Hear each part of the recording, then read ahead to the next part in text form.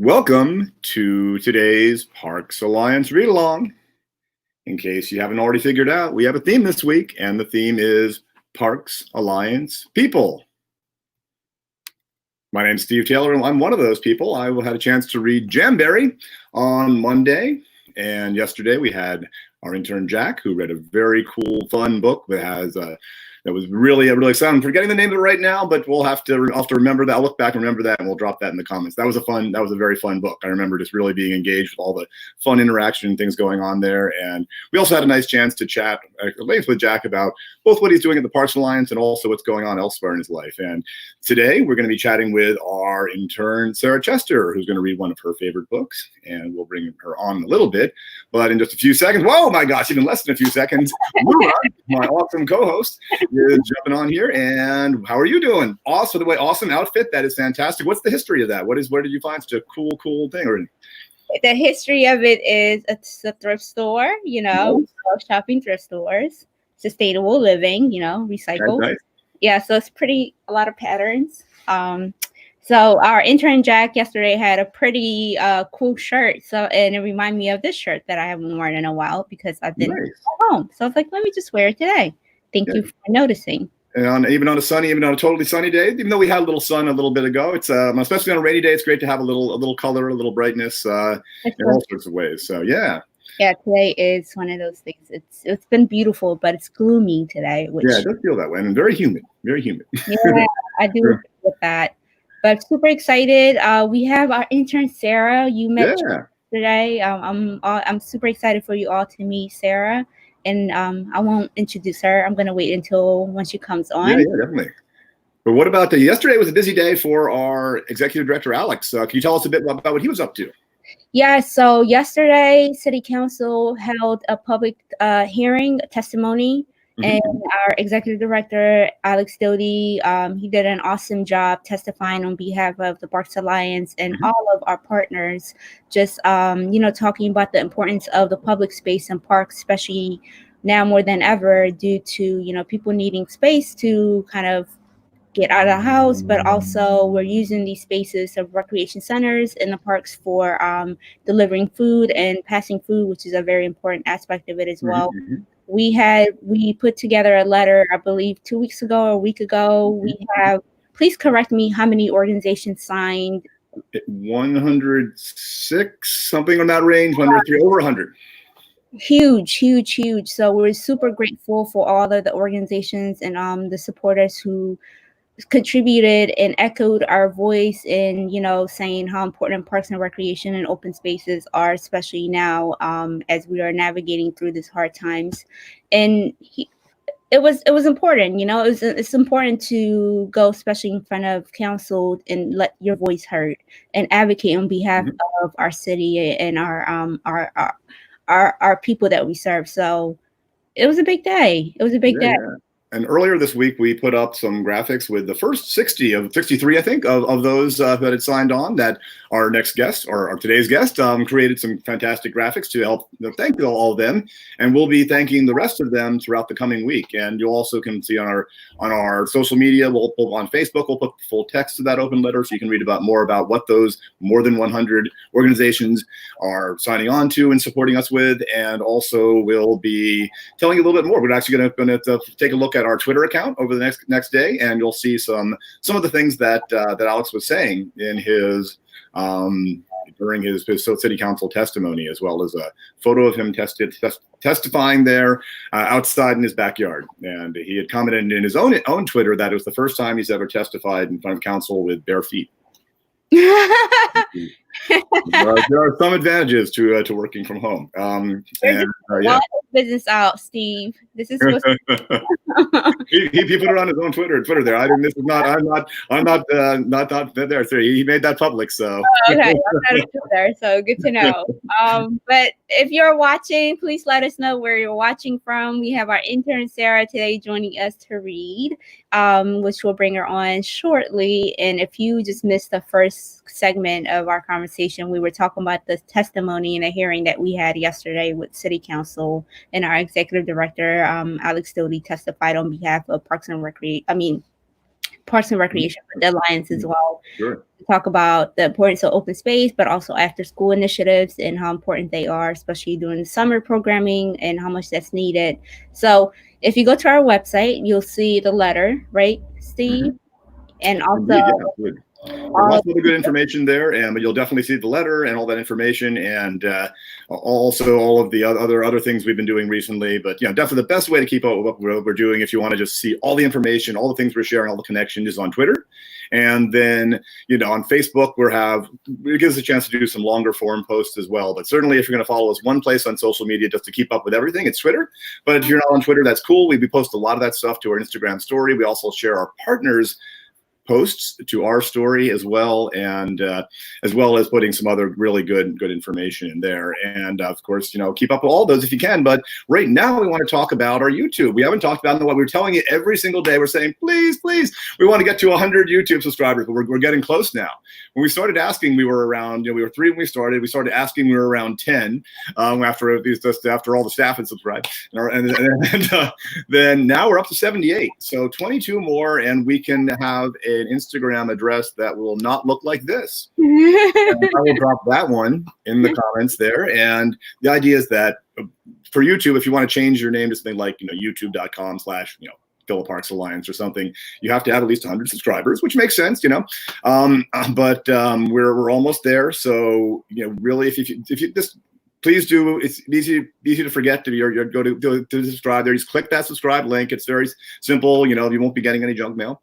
And then let other people know. Just let them know to say, hey, could you just do a favor and do this? And if 11 people subscribe and ask someone else to, then we'll have that number, and we're not going to tell you exactly what we're going to do when we get to 100 subscribers. We're still planning that on our side here, but we're going to do something fun. We're doing something really fun when we get to 100 subscribers. Yes, so stay tuned. But now I'm super excited to bring Sara. Should we go? All right, bring her on. There we go. Sara! You're usually behind the scene, but today you are our guest. We're so honored to have you. Obviously, you have been with us longer than me. I started in March. When did you start working with the interning with the Alliance? This January. January. So long history. She's incredible. We enjoy having you, and we're so glad that you're able to stay during the summer with us as well as we figure things out. But enough about that. We're so excited. I'm gonna pop away so I can drop in those links. I promise. Okay. I'll let you guys talk. Bye-bye. Right, awesome. Thanks, Steve. See you, Steve. But like I said, I was telling you guys, Sara does a lot of amazing job behind the scene, and I'm so excited that you all get to meet her today. And I thought we can chit chat for a little bit so we can get to know you, not Sara the intern, but Sara the person. And so tell us, I know you're a Temple University student, obviously, and you're from Pittsburgh. What made you interested in coming to Temple? Yeah, so I've always really wanted to go to a bigger city than Pittsburgh, and Philadelphia, it's in state. Temple's a great school, and yeah, I was just really interested in checking out a bigger city, and thus far I love Philly, and I'm sad that I'm back in Pittsburgh right now because of coronavirus, but I can't wait to get back there.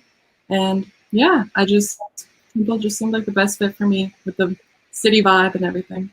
Yeah, it is. It's not that far, but it's far. It's the perfect distance. The perfect distance. It really is to think about it. And I'm just curious, you're going into your senior year. Your junior year got cut pretty short due to the pandemic that we're experiencing. How have you been able to cope with finishing your classes online and finishing your internship online as well, and also readjusting your life back unexpectedly? How has that been for you? At first, it was definitely a little bit difficult because it was just everything at once. I had just gotten back to Philly from after spring break, and then everything shut down, and I had to head back home. And yeah, so that was definitely a bit of a tough transition at first, but I've actually experienced having to go onto online school before. I studied abroad, and we had a problem with air pollution, so we actually did all my school on Zoom. So that transition wasn't super difficult for me. And working with you guys was really great. You guys are all so understanding and helpful throughout this process. And yeah, I think it was a really much smoother than I was expecting transition. Tell us about your hobbies. You picked up a couple of hobbies. Because we talked about that meeting. So that's why I keep asking. Yes, I've been making lots of. I wish I had some to show you now, but they're in my other room. Uh-huh. But yeah, I've been making a lot of like bracelets with embroidery floss. Yes, that's it. With embroidery floss, and I actually have been. I made 2 cat collars thus far with I the want one. embroidery floss. So I want one for my cat. She's yeah, pretty I'll work on it. That's you again. You're pretty incredible. So tell us about your major. Tell us about your major and what made you interested in that.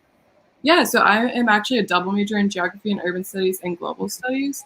So I was interested in global studies originally because I just was really interested in traveling, and just I really was interested in like learning about other cultures and that sort of thing. But then I picked up a double major with geography and urban studies because I'm also very interested in public space. And as a kid, I've just always loved to go to the park.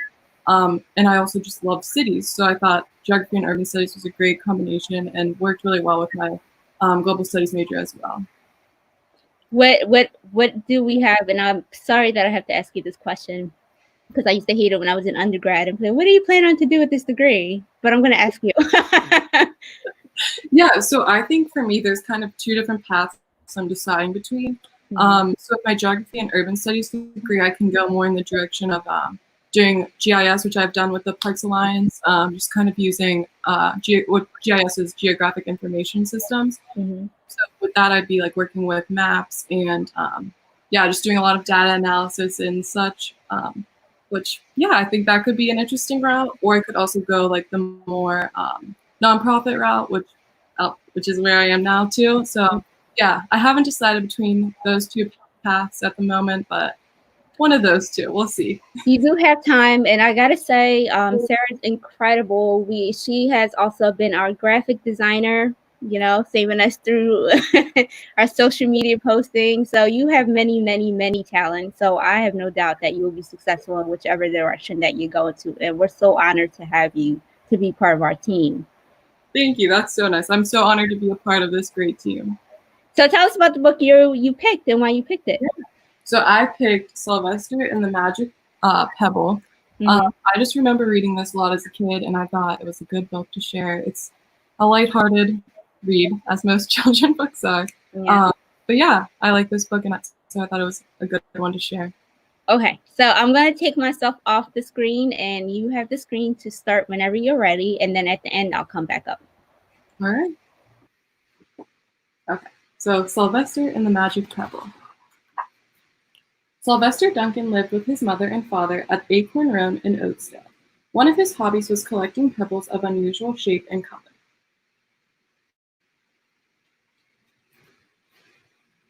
On a rainy Saturday during vacation, he found a quite extraordinary one. It was flaming red, shiny, and perfectly round like a marble. As he was studying this remarkable pebble, he began to shiver, probably from excitement, and the rain fell cold on his back. "I wish it would stop raining," he said. To his great surprise, the rain ceased. It didn't stop gradually as rain usually did. It ceased. The drops vanished on the way down. The clouds disappeared, everything was dry, and the sun was shining as if the rain had never existed. In all his young life, Sylvester had never had a wish gratified so quickly.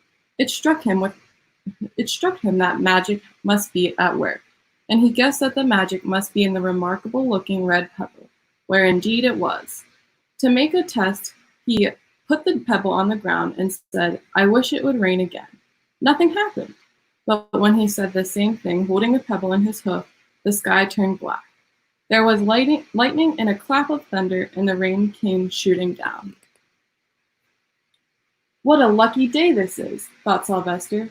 "From now on, I can have anything I want. My father and mother can have anything they want. My relatives, my friends, and anybody at all can have everything anybody wants." He wished the sunshine back in the sky, and he wished a wart on his left hind fetlock would disappear.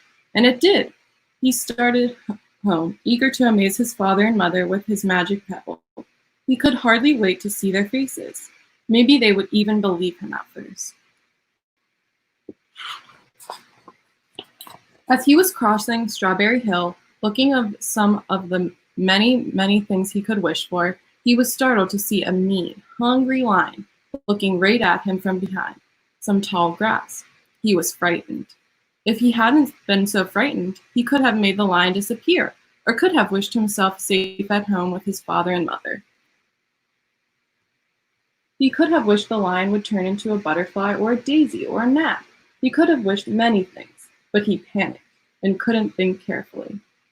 I wish I were a rock, he said, and he became a rock. The lion came bounding over, sniffing the rock 100 times, walked around and around it, and went away confused, perplexed, puzzled, and bewildered. I saw the little donkey as clear as day. Maybe I'm going crazy, he muttered. And there was Sylvester, a rock on Strawberry Hill, with the magic pebble lying right beside him on the ground, and he was unable to pick it up. Oh, how I wish I were myself again, he thought, but nothing happened. He had to be touching the pebble to make the magic work, but there was nothing he could do about it. His thoughts began to race like mad. He was scared and worried. Being helpless, he felt hopeless. He imagined all the possibilities, and eventually he realized that his only chance of becoming himself again was for someone to find the red pebble and to wish that the rock next to it would be a donkey. Someone would surely find the red pebble if it was so bright and shiny. But what on earth would make them wish that a rock were a donkey? The chance was 1 in a billion at best. Sylvester fell asleep. What else could he do? Night came with many stars. Meanwhile, back at home, Mr. and Mrs. Duncan paced the floor, frantic with worry. Sylvester had never come home later than dinner time. Where could he be? They stayed up all night wondering what happened, expecting that Sylvester would surely turn up by morning. But he didn't. Of course. Mrs. Duncan cried a lot, and Mr. Duncan did his best to soothe her. Both longed to have their dear son with them. I will never scold Sylvester again as long as I live, said Mrs. Duncan, no matter what he does. At dawn, they went about inquiring of all the neighbors. They talked to all the children, the puppies, the kittens, the colts, the piglets. No one had seen Sylvester since the day before yesterday. They went to the police. The police could not find their child. All the dogs in Oatsdale went searching for him. They sniffed behind every rock and tree and blade of grass, into every nook and gully of the neighborhood and beyond, but found not a scent of him. They sniffed the rock on Strawberry Hill, but it smelt like a rock. It didn't smell like Sylvester. After a month of searching the same places over and over again and inquiring of the same animals over and over again, Mrs. and Mr. Duncan no longer knew what to do. They concluded that something dreadful must have happened, and that they would probably never see their son again, though all the time he was less than a mile away. They tried their best to be happy, to go about their usual ways, but their usual ways included Sylvester, and they were always reminded of him. They were miserable. Life had no meaning for them anymore.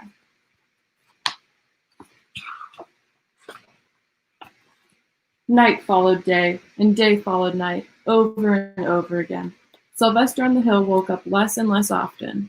When he was awake, he was only hopeless and unhappy. He felt he would be a rock forever, and he tried to get used to it. He went into an endless sleep. The days grew colder. Fall came with the leaves changing colors. Then the leaves fell and the grass bent to the ground.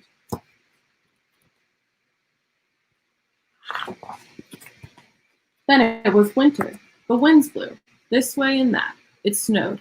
Mostly the animals stayed indoors, living on the food they had stored up. One day, a wolf sat on the rock that was Sylvester and howled because he was hungry. Then the snow melted, the earth warmed up in the spring, sun and things budded. Leaves were on the trees again. Flowers showed their young faces. One day in May, Mr. Duncan insisted that his wife go with him on a picnic. Let's cheer up, he said. Let us try to live again and be happy even though Sylvester, our angel, is no longer with us. They went to Strawberry Hill. Mrs. Duncan sat down on the rock.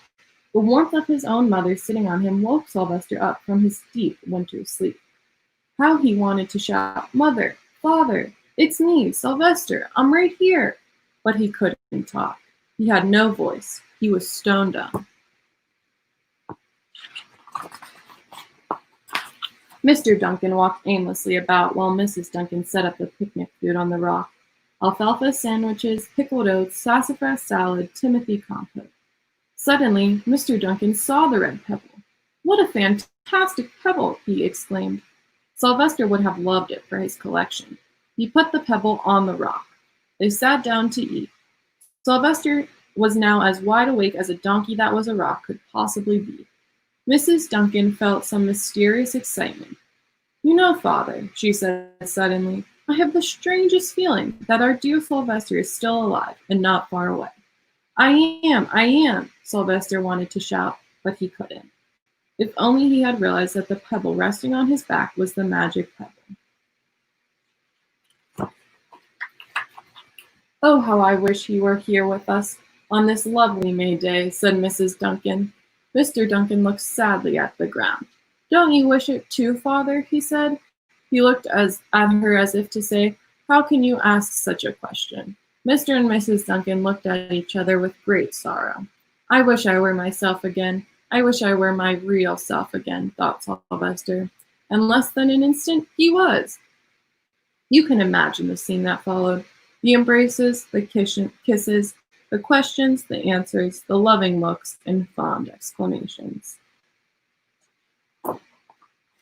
When they had eventually calmed down a bit and had gotten home, Mr. Duncan put the magic pebble in an iron safe. Someday they might want to use it. But really, for now, what more could they wish for? They had all they wanted. The end. Woohoo! Thank you, Sarah. That was I really enjoyed it. I was like, where are we going with the story? I was like, okay, we're following. Is that is one of your favorite books, or? It's one of my childhood books that I remember the most. So I thought it was yeah, it was a great book. It was a great book. Thank you so much for sharing that with us. And if you just joined us, we are Sarah just finished reading her book, and this is recorded so you could rewatch it again whenever you like. And this will also live on our YouTube page, which we put the link in the comment section. So no worries, you could reshare it, tag people later on. So but welcome.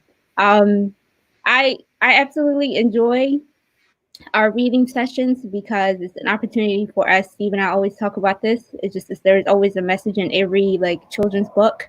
They were like, "Oh, that's a good takeaway." What would you say is your takeaway from this book? Basically, just what you have already is all you really need, and you don't need to wish for anything else. Isn't that the truth? We tend to overcomplicate our life by wanting more and more. Yeah, I thought it was a beautiful message in the book, and a great way to convey that to adults and children. I always enjoy the children's book. But so we are coming to the end of our session. Today is Thursday. I got my day right today. We will be back Monday for our meditation Monday, right, Steve? You sure will, absolutely. And yeah, well, that was definitely that. I like that your sort of precise of the thing there. What we already have is what we need, and that's really something we can have to remind ourselves. Yeah. That is really cool. Well, thank you very much for your awesome reading, Sarah, and also for the fantastic work you do with the graphics there. It certainly makes my job of getting our message out there so much easier to have great visuals that are really engaging. So thank you very much. And if you go back to all of our feeds, but it's easier to find in Twitter and Instagram, you'll see some really great graphics that Sarah put together that really sum up. The thing is, it's more than just making a pretty graphics, about an infographic that puts great information in a way that is easy to grab and then brings people in so they can read more and then engage. And that's one of the big things that has helped us and get that huge growth and engagement we've had in the last couple months. That's very true. That's very true. We have Gerald Jackson, our first author, and he came back again. Hi, G. Some great story. Thank you. I like how we have YouTube and Facebook. Yeah. This is pretty neat. Hello, Eileen. And so We're grateful for you, Sarah, for not all the work that you do, but for continuing to be awesome and just a sunshine and just being part of our organization, but just a tribe and community as we're kind of figuring this out together as staff. We're very small, like we're a small staff. It's what Sarah. You've seen us all online already, right? With between the Q&A with Alex there, and then plus obviously Lula, and then you've seen the rest of us all today too. So definitely this week today. Yes. So we're trying to make a big impact with a small amount of people. So we're grateful for our supporters and our audience that continue to tune in and support us in every initiative that we have been able to launch. So seriously, without everyone, we would not be able to be as successful as we have been, especially during this pandemic. So we're grateful for that. So we'll see everyone back on Monday, 8 o'clock for Meditation Monday. And then we also do have a reading, I believe, in the afternoon. Noon, I think it's 12 noon. Yes, noon. Okay, 12 o'clock. So have a wonderful weekend, and we'll see you Monday. Thank you, Sarah, again. Bye-bye. Thanks. Thank you. Bye.